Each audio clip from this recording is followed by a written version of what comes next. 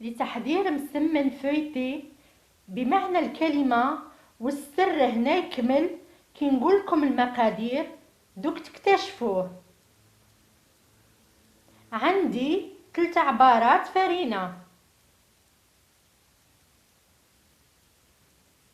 عبار سميد، انا عبرت بهذا ولا نص غرفية صغيرة.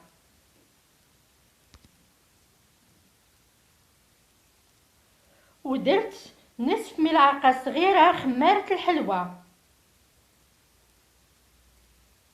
نصف ملعقة صغيرة سكر، نصف ملعقة كبيرة خميرة الخبز، صفار بيضة،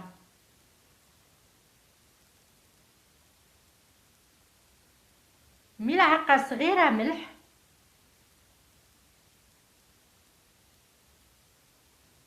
ماء بارد ماشي دافي، لازم يكون بارد، وفي الصيف بردوه في الثلاجة.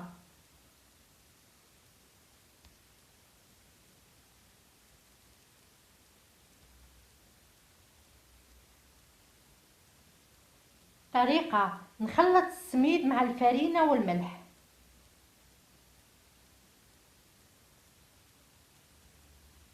في الأول ندير حفرة نوضع فيها خميرة العجين، السكر، خمارة الحلويات، صفر بيضة،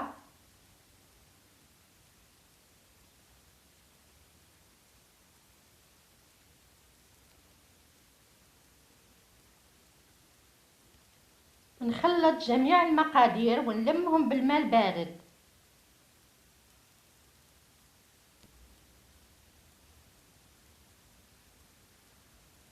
نحصل على عجينة متماسكة، لميتها بكاس ماء كبير نتاع الماء بارد.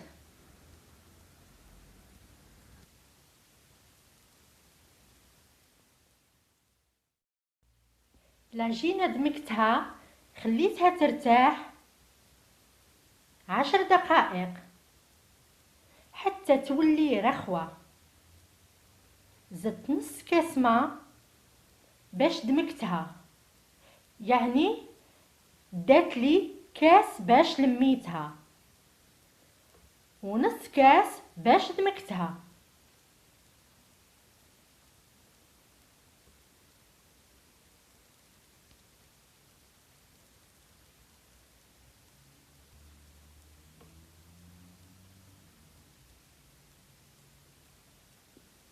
نشكلها كويرات ونمسحهم بالزيت.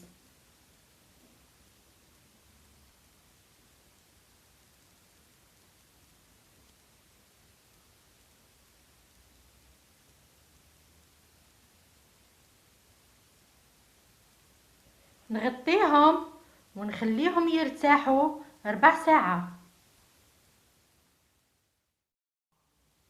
عندي 100 جرام زبدة ولا ملعقة كبيرة زبدة دايبة، نضيف لها نصفها زيت،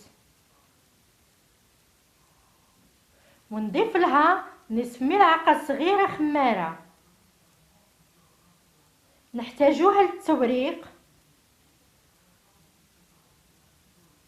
ونحتاج الزيت باش نبسطوا العجينة. ها هما الكريات بعد ما ارتاحوا، ما تجريوهمش، العجينة لازم تكون حاكمة روحها.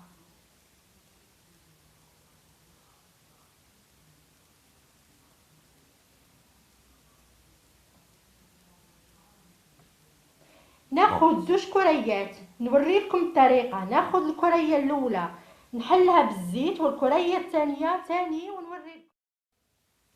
بعد ما حليتهم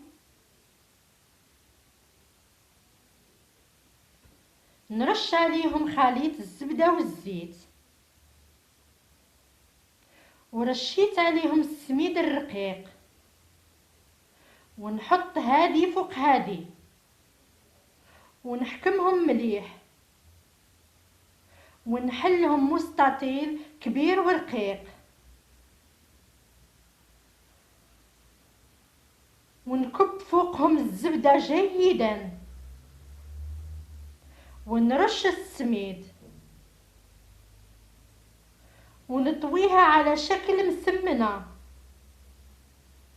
ونرش الزبدة والسميد، ونطوي الجهة الأخرى.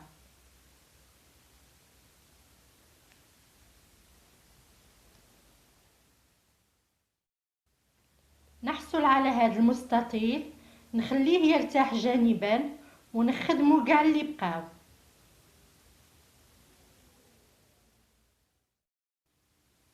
نحل المستطيل على هذا الشكل. حميت المقلة، درت فيها شوية زيت، حميتها مليح.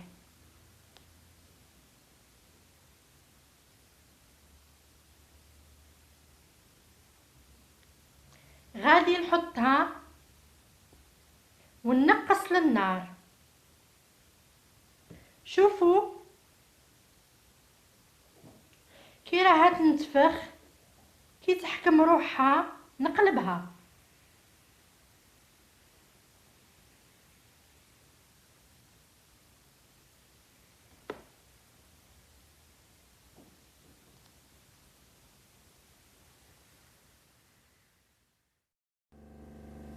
القليل من الزيت، درت غير شويه، والنار تكون متوسطه، ونسقمها شويه بيديا لا تخسرت لي.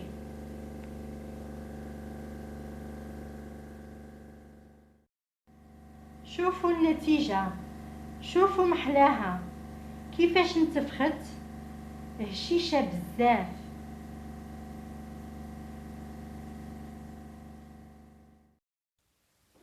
قلبتها من هاد الجهه، كي تشوفوها انتفخت عارفوا بلي تورقت لكم من الداخل. والاماكن اللي ما تحمرت لكمش وضعوا فيها خليط الزبده وحمروها.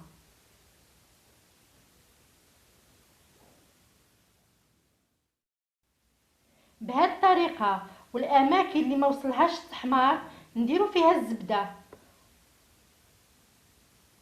والمقدار اللي عطيته لكم نتاع الخليط يجيكم سوا.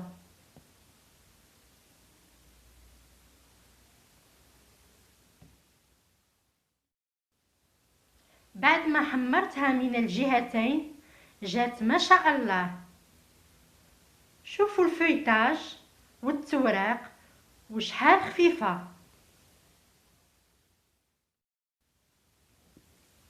كي يبردوا شويه نوضعهم في كيس بلاستيكي، ونغطيهم ونخليهم يرتاحوا باش يرطبوا ويجيونا ساهلين للتشكيل، رولي ولا قصيهم مربعات. بالنسبة حاجة مهمة، هاد المسمن تحتفظي به في المجمد، ديريه في كيس بلاستيكي وديريه في المبرد، وكي تحبي تستعمليه بخريه.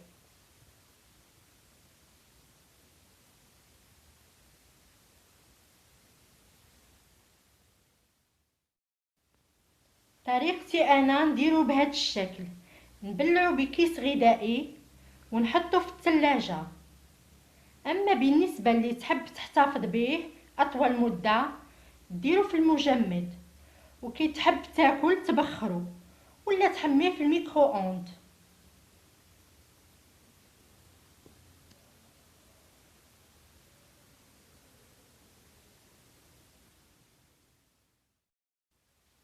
هذه طريقتي الاولى نتاع التقديم. قصيته مربعات بنين ومورق، تشكليه كما تحبي. شوفوا شحال مورق، علاش انا سميته فويتي. ما شاء الله، رائع، خفيف، هايل وسهل، يخرج حتى للمبتدئات. جربوه ما تندموش، صدقوني.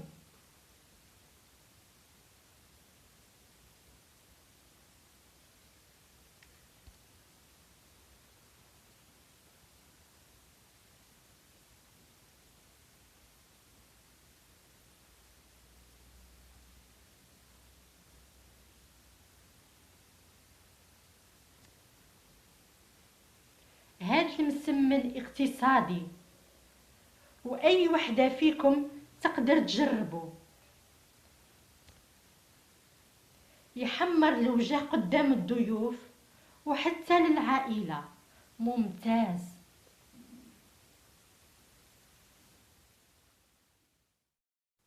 بالنسبة للطريقة الثانية نتاع التزيين والتقديم، لفيتو رولويات وراح نزينو بالعسل، ثم نرش عليه نواه كوكو ولا القوقاو على حساب الذوق نتاع كل وحده.